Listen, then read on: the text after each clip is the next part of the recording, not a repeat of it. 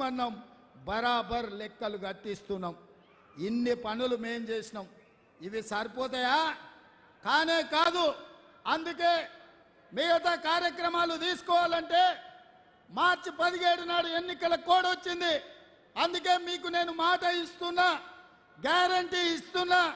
సోనియమ్మ మాటగా, రాహుల్ గాంధీ గ్యారంటీగా ఆగస్టు 15 తారీఖు లోపల 2 లక్షల రూపాయల రైతు రుణమాఫీ.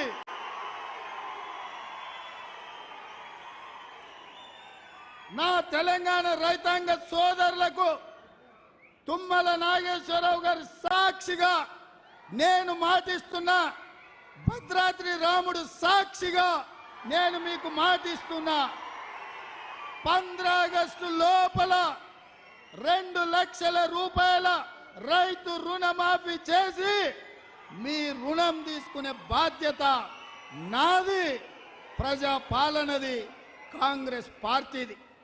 ఇదే కాదు, వచ్చేసారి మీరు పండించే వడ్లకు బరాబర్ 500 రూపాయల బోనస్ ఇచ్చి మీ వడ్లు కొంటామని చెప్పి రైతులకు నేను మాట ఇస్తున్నా.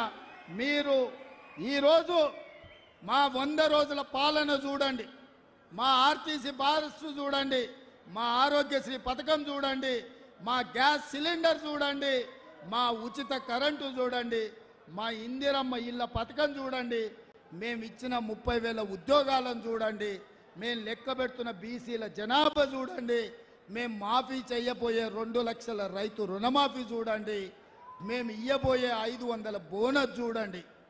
ఇవన్నీ మేము చెయ్యాలి, మేము చెయ్యాలని కంకణ బద్దులమై ఉన్నాం. మరి మిమ్మల్ని ఏమడుగుతున్నాం మిత్రులారా? మేము మనులు అడిగినామా? మాణిక్యాలు అడిగినామా?